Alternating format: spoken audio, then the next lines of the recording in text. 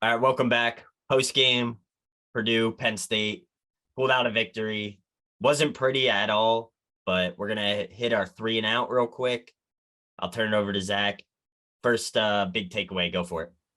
So, I think any Penn State fan watching this definitely couldn't have been pleased with the defense. I think probably from a defensive standpoint, the two things that I think most stood out to me were the secondary maybe wasn't as good as advertised. I think Aiden O'Connell ended up only going 30 for 59. So I know one of the talking points going in was he had like a 72% completion percentage last year. So at least from a completion standpoint, they didn't sort of nickel and dime us down the field to death, but he definitely still had his moments. Purdue dropped a lot of passes. We had a lot of pass interference calls. I think there were some plays that perhaps if you're a Purdue fan, you were looking for a flag. Porter Jr. had a couple moments, but he also had a couple bad moments. Hardy was beat. I mean, it was one of those things where everybody had some bad moments, and then just tackling. I mean, I think the tackling was really poor, and maybe that's a week one thing. Maybe that's a, you know, it'll get, those things will get ironed out. But that's my big takeaway on the defensive side. All right. Yeah, all good stuff. Devin, I'll turn it over to you. Your thoughts on the defense tonight? Yeah, I mean, as bad as the secondary was, the linebackers were not much better. I think that a lot of those crossing patterns kind of fall on scheme wise what Diaz was doing. Linebackers not in really great positioning. But yeah, secondary was terrible. I really had high expectations, and I thought that going against a guy like O'Connell, where he was going to pass it 60 times, would be a chance to show that this secondary could be one of the best in Penn State history. And it's nowhere near, it's not even as good as last year through one game. Sure, it's a Big Ten opener for the season opener. So we talk about that. Maybe getting a couple easy games would have been better, but they got a lot of work to do. Jordo. Yeah, all good stuff. With the linebacking core, a little bit difficult to tell. We had an early targeting call not go our way, which is a whole nother topic that we'll cover in the full post game show. But we could spend an hour just talking about the targeting foul in college football, but yeah, we won't. So maybe that'll be a special halfway through the season or something. But yeah, week. just not great on the secondary. Lots of holes, lots of pass interference, holdings. I mean, it just was not great. I do think Hardy played pretty well. He did get burned a few times. I do like seeing him on the field. Dixon had a great play at the end of the game, but overall was not great.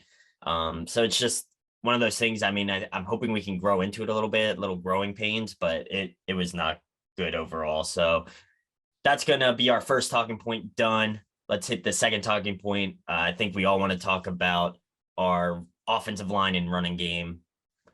17th straight game not having a 100-yard rusher. So we're going to get the ticker up here. Just start.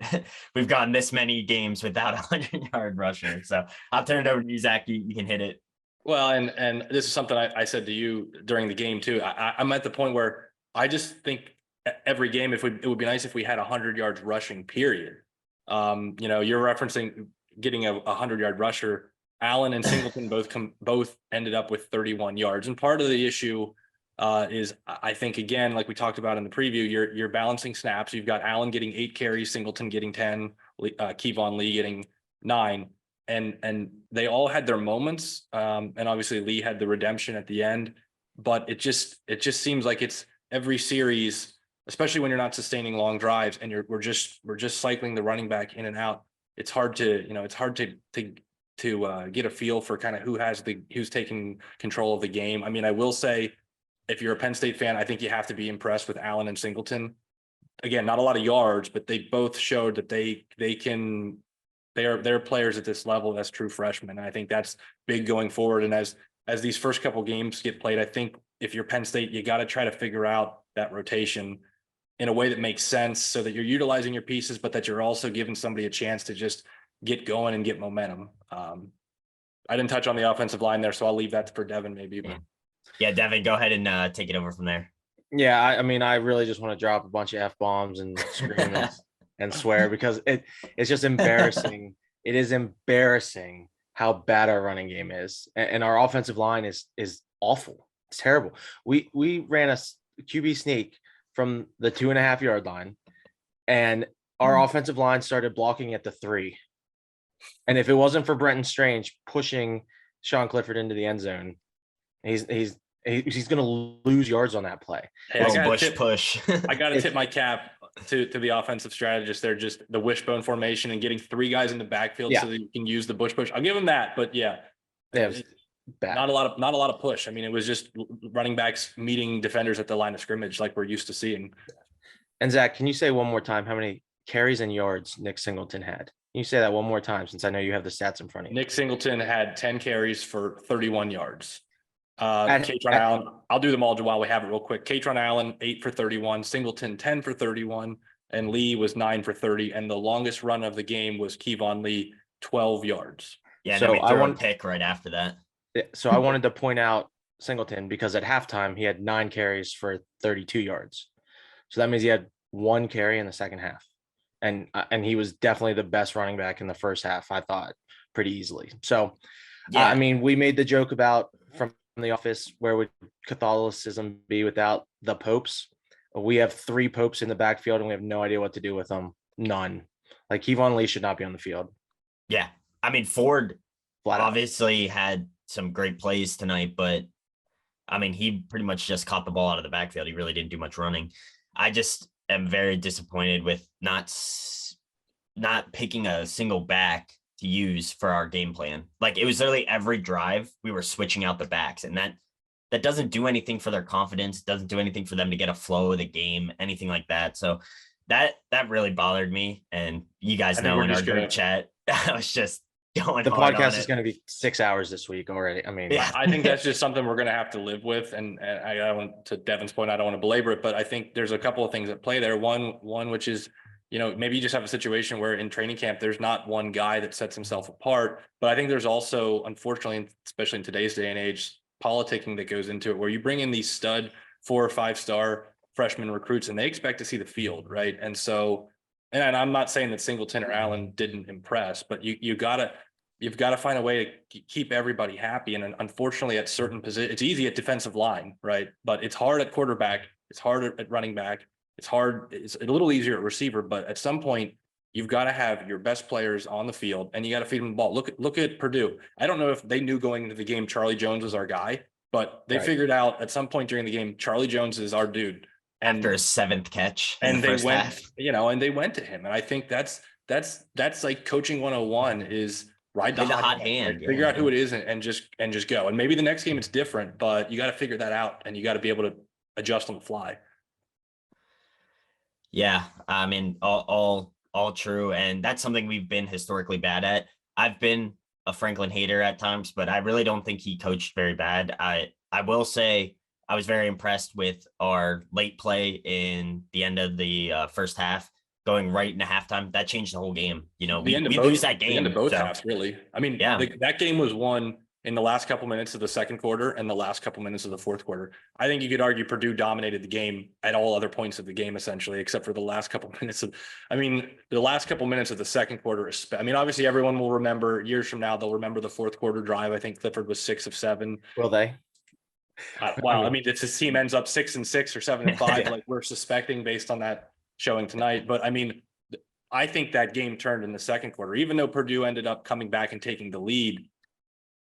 It wasn't looking good for Penn State. And then immediately in the last couple minutes of the second quarter, everything flipped. And it was just a few minutes really.